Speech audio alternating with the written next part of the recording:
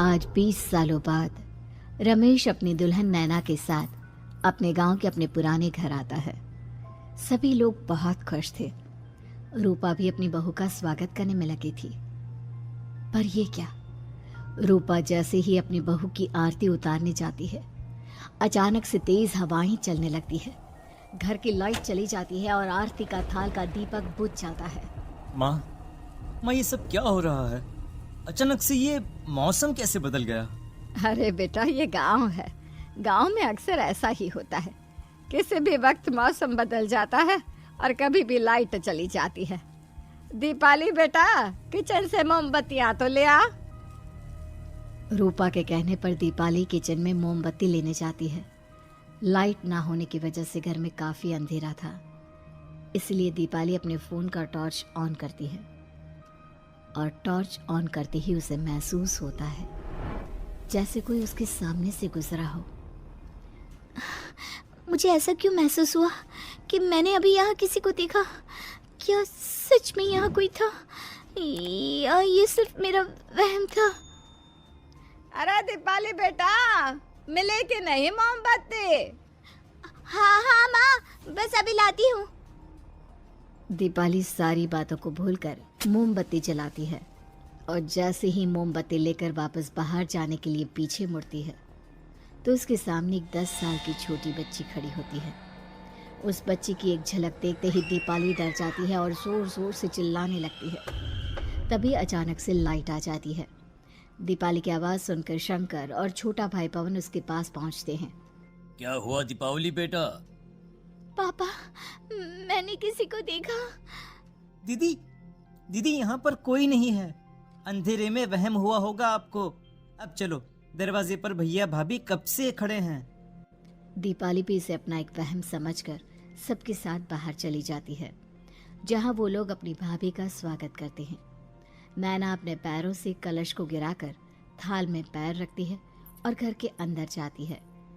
सब घर के अंदर चले जाते हैं। भाभी, मैं आपकी ननद नहीं, आपकी छोटी बहन और फ्रेंड की तरह हूँ। इसलिए कभी भी आपको ये लगे कि भैया आपको सता रहे हैं तो आप उनकी शिकायत मुझसे कर देना। भाभी भैया की शिकायत करे या ना करे, पर मुझसे और माँ से तेरी शिकायत जरूर करेगी। सभी आपस में बैठकर हंसी मजाक कर रहे थे। नैना भी घूंघट किए अपने बिस्तर पर बैठी थी। वो सब आपस में बात कर ही रहे होते हैं कि तभी उन्हें एक अजीब डरावनी आवाज सुनाई देती है और कमरे की खिड़की अपने आप ही खुल जाती है। मुझे इसीलिए गांव पसंद नहीं। गांव में ऐसी ही डरावनी आवाजें आती हैं। मैंने तो सुना है गांव में बहुत सारे भूत भी होते हैं और इस मौसम को पता नहीं क्या हो रहा है। मुझे तो बहुत डर लग रहा है। मैं तो अपने कमरे में जा रही हूँ सोने। बाय भाभी, हम कल बात करेंगे। अब सब अपने कमरे में सोने चले जाते हैं। नैना अपने कमरे में बिल्कुल अकेली थी। कुछ देर बाद रमेश अपने कमरे में आता है और देखता है कि नैना खिड़की के पास खड़ी होकर बाहर की ओर एक टक नजरें लगाकर देख रही थी। क्या हुआ नैना? बाहर क्या देख रही हो? मैं बाहर का मौसम देख रही हूँ रमेश जी। इस मौसम को देखकर ऐसा लग रहा है जैसे आज कोई अपना बदला लेने के लिए आया है। तुम क्या बोल रही हो? मेरी कुछ समझ में नहीं आ रहा। और वैसे भी रात काफी हो चुकी है, अब हमें भी सो जाना चाहिए। चलो। इतना बोलकर रमेश सोने के लिए बिस्तर पर लेट जाता है, पर नैना अब भी खिड़की के पास ही खड़ी होती है। रमेश के सो जाने के बाद नैना अपनी सास के कमरे में जाती है और अपनी सास के पास बैठकर रोने लगती है, जिसे सुन सास की नींद खुल जाती है। बहू, अरे क्या हुआ बहू? तू इतनी रात को यहाँ मेरे कमरे में बैठकर रो क्यों रही है? मम्मी जी, आपने मुझे क्यों नहीं अपनाया? आपको पता है, आपकी वजह से मुझे और मेरे परिवार वालों को गांव वालों के कितने ताने सुनने पड़े। तू मेरी बहू नहीं है? कौन है तू? मम्मी जी, मैं आप ही की बहू हूँ। आपने मुझे अब भी नहीं पहचाना? इतना बोलते ही नैना की आंखें लाल हो जाती हैं। वो जोर जोर से हंसने लगती है। मौसम का रुख बदल जाता है। कमरे की खिड़कियां और दरवाजे अपने आप ही खुलने और बंद होने लगते हैं। देखते ही देखते नैना हवा में उड़ने लगती है और वो अपनी आंखों के इशारे से अपनी सांस को भी हवा में लटका देती है। तेरी वजह से मुझे और मेरे घर वालों को ताने सुनने पड़े। तूने जो पाप किया है, तुझे उस पाप की सजा मिलेगी और अब तेरी इस गलती की सजा तेरा पूरा परिवार भुगतेगा। इस तरह से नैना बड़ी ही बेरहमी से अपनी सांस को मार डालती है और आराम से अपने कमरे में जाकर सो जाती है। अगली सुबह जब घर वालों को कमरे में रूपा की लाश मिलती है तो उन लोगों के पैरों तले जमीन खिसक जाती है। कल तक माँ बिल्कुल ठीक थी, फिर अचानक ऐसा क्या हुआ रात को कि माँ हम सबको छोड़कर चली गई। सारी गलती मेरी है। बेटे की शादी की खुशी में मैं ही रात को घर वापस नहीं आया और चला गया अपने गांव के दोस्तों से मिलने। अगर रात को मैं अपनी रूपा के साथ होता तो शायद आज वो हमें छोड़कर न जाती। घर में शोक का माहौल पसर गया था, पर नैना को इस बात से कोई फर्क नहीं पड़ रहा था और ये बात कहीं ना कहीं पवन को भी समझ में आ रही थी। अब ऐसे ही कुछ दिन बीतते हैं और 1 महीने के अंदर ही अंदर शंकर की भी मौत हो जाती है। पहले माँ छोड़कर चली गई और अब पिताजी। क्या हो गया है हमारे घर को? पता नहीं किसकी नजर लग गई है। भैया ये घर सही नहीं है।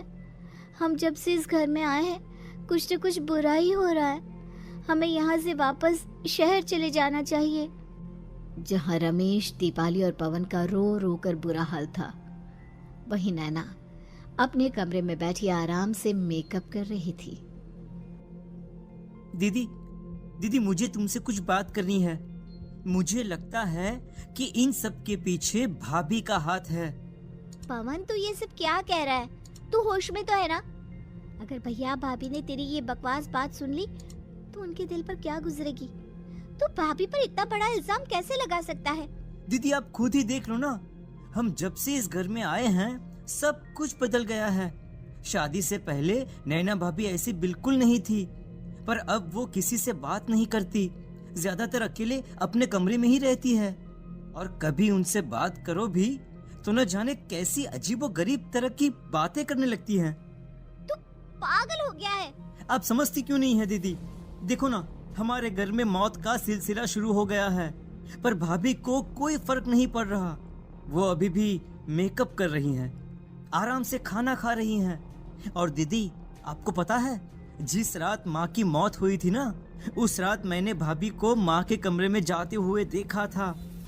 पवन की बातें सुन अब दीपाली के मन में भी शक पैदा होने लगता है और वो इस बारे में रमेश से बात करती है। रात को सब साथ में बैठकर खाना खा रहे थे, तभी कौन हो तुम और तुम ये सब क्यों कर रही हो? क्यों सबकी जान ले रही हो? रमेश जी ये आप क्या कह रहे हैं? मैं भला मम्मी जी पापा जी की जान क्यों लूंगी? मैंने कब कहा कि तुमने माँ पापा की जान ली? नैना, तुम तो मेरी पत्नी हो, तुम थोड़ी किसी को मारोगी। नैना, तुम नैना ही हो ना? रमेश की ये बात सुनते ही नैना खाना छोड़कर गुस्से में सबको देखने लगती है। नैना की गुस्से भरी आंख को देखकर तीनों भाई बहन डर जाते हैं। तभी नैना जोर जोर से हंसने लगती है। मैं तो हूँ आपकी पत्नी गौरी। गौरी का नाम सुनते ही रमेश के होश उड़ जाते हैं। आखिर कौन है ये गौरी? क्या है इस घर और घर वालों का राज?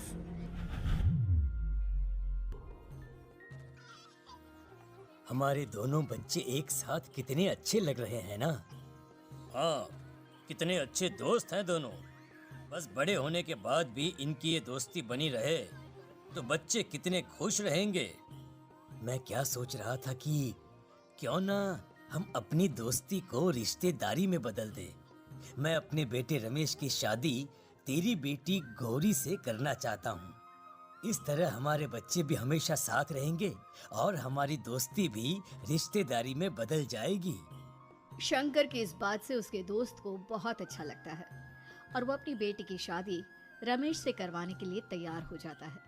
बहुत जल्द दोनों परिवार मिलकर बचपन में ही रमेश और गौरी की शादी करा देते हैं। अरे शंकर, अपने बच्चों की शादी करवा कर हमने अपनी दोस्ती को रिश्तेदारी में बदल तो लिया, पर मैं चाहता हूँ कि अपनी गौरी का गौना 2 साल बाद करूँ, ताकि वो थोड़ी समझदार हो जाए। अरे हाँ हाँ दोस्त, बिल्कुल, हमें कोई दिक्कत नहीं है। इसी तरह समय बीतने लगता है। समय के साथ शंकर का कारोबार तरक्की पकड़ लेता है और 2 साल बाद शंकर अपने पूरे परिवार के साथ शहर में शिफ्ट होने की तैयारी कर लेता है। जब ये खबर उसके दोस्त को पता चलती है तो वो शंकर से बात करने उसके घर जाता है। शंकर, 2 साल पूरे हो चुके हैं और अब तू शहर भी जाने वाला है। मैं सोच रहा था कि तेरे शहर जाने से पहले गौरी का गौना कर दूं, ताकि तू अपनी बहू को अपने साथ लेकर जा सके। ये तो कैसी बातें कर रहा है? रिश्तेदारी बराबरी वालों से होती है, और वैसे भी अब मेरा बेटा या मेरा परिवार कोई भी इस रिश्ते को नहीं मानता। ये तू कैसी बातें कर रहा है दोस्त? जब हमने अपने बच्चों की शादी करवाई थी तब हम दोनों ही एक बराबर थे। पिछले 2 साल में तेरा कारोबार थोड़ा सा अच्छा क्या चल गया तो पुराने रिश्ते ही तोड़ देगा। देख भाई, ऐसा मत कर। अगर तूने मेरी बेटी को अपनी बहू के रूप में नहीं अपनाया तो कोई भी मेरी बच्ची से शादी नहीं करेगा। अरे उसकी जिंदगी बर्बाद हो जाएगी। यार देख, वैसे भी बाल विवाह तो कानून मान्यता नहीं देता, फिर मैं कैसे दे दूं? तू अपनी बेटी के बड़े होने पर उसकी शादी किसी दूसरे लड़के से करवा देना। वैसे भी तब तक ना उसे और ना ही गांव वालों को ये बात याद रहेगी। मेरे बेटे को बख्श दे मेरे भाई। इस तरह से शंकर अपने दोस्त के परिवार और गौरी को गांव वालों के ताने सुनने और जिल्लत से भरी जिंदगी जीने के लिए छोड़ अपने परिवार वालों के साथ शहर चला जाता है। अरे इनकी गोरी में ही कोई दोष होगा, तभी तो लड़के वालों ने इनकी बेटी को अपनी बहू के रूप में नहीं अपनाया और उसको यहाँ छोड़कर शहर चले गए। अब कौन थामेगा ऐसी लड़की का हाथ? अरे पता नहीं कैसा आदमी है जो गांव वालों के इतने ताने सुनकर भी सर उठाकर गांव में चल रहा है। अरे अगर मेरी बेटी के साथ ऐसा हुआ होता ना तो मैं तो शर्म के मारे मर ही जाता। हाँ, दिन रात लोगों की नजरों में अपने लिए ग्रहण देख और सबके ताने सुन सुन अब गौरी के पिता हिम्मत हारने लगते हैं और एक रात गौरी के माता पिता खुदकुशी कर लेते हैं। ये सदमा गौरी भी सहन नहीं कर पाती और उसकी भी मृत्यु हो जाती है। तुम्हारे परिवार की वजह से हम लोगों ने अपनी इज्जत और जान गंवाई। इसका बदला तो तुम्हें चुकाना पड़ेगा, वो भी अपनी जान देकर। हंसते हुए अब नैना हवा में उड़ने लगती है। नैना अब पूरी तरह से बदल चुकी थी। गौरी की आत्मा उसके शरीर पर हावी हो चुकी थी। उसकी आंखें सफेद, पैर उल्टे, चेहरा काला और बाल बिखर गए थे। अब गौरी अपनी शैतानी शक्तियों से घर के हर कोने को अपने काबू में कर लेती है और सीधी दीवार पर जाकर चिपक जाती है। मुझे अपना बदला चाहिए। बदला लूंगी मैं तुम सबको खत्म कर दूंगी। गौरी इतनी तेज चिल्ला रही होती है कि उसकी आवाज से घर के सारे कांच टूट जाते हैं। सामान इधर उधर गिरने लगता है और ये सब देखकर तीनों भाई बहन के होश उड़ जाते हैं। बचाओ, भागो भागो। उन तीनों को अपनी जान बचाने के लिए यहाँ से वहाँ भागता देख गौरी जोर जोर से हंसने लगती है। तभी दीपाली घर से बाहर निकलने लगती है, जिसे देख गौरी गुस्से में अपनी शक्तियों से तुरंत घर का दरवाजा बंद कर दीपाली को हवा में उड़ा देती है। बाहर भागी थी, मुझसे बचकर भागना चाहती है? कोई नहीं बचेगा, आज तुम सब मरने वाले हो। अचानक घर में भूतिया आवाजें गूंजने लगती है, तेज हवाएं चलने लगती हैं। सोफा, टेबल, कुर्सी सब हवा में उड़ने लगता है। ये सब देखकर रमेश, दीपाली और पवन की रूह कांप जाती है। घर में ये सब होते हुए और अपनी बहन को हवा में उड़ते हुए देख रमेश और पवन को भी समझ में नहीं आ रहा था कि वो क्या करे, कैसे अपनी जान बचाए। इतने में गौरी अपनी आंखें दीपाली की तरफ करती है और अपनी शैतानी शक्तियों से उसका गला दबाने लगती है। भागने का बहुत शौक है ना? अब मैं तुझे इस दुनिया से ही भगा दूंगी। इतना बोलकर गौरी दीपाली को उठाकर फेंक देती है और दीपाली दीवार से टकराकर नीचे गिर जाती है। दीपाली के पूरे शरीर में चोट के निशान होते हैं और वो उठ भी नहीं पाती। दोनों भाई भागते हुए अपनी बहन के पास जाते हैं। ये तो बस शुरुआत है, मैं तुम तीनों को तड़पा कर मारूंगी। अरे अरे, पर हमने क्या किया है? हम तीनों भाई बहन तो निर्दोष हैं। गलती तो हमारे माता पिता ने की थी और उन्हें तुम पहले ही मार चुकी हो, फिर हमारे पीछे क्यों पड़ी हो? पवन के इतना बोलते ही गौरी एक हवा के झोंके की तरह उसके पास आती है और उसका गला पकड़कर उसे हवा में उठा देती है और रमेश को गुस्से भरी नजरों से देखती है। गलती मेरे परिवार की नहीं थी, पर सबको बोलना पड़ा। मैं किसी को नहीं छोड़ूंगी। गौरी पवन को हवा में उछाल देती है, जिस पर कमरे की छत से टकराकर जमीन पर आकर वो गिरता है।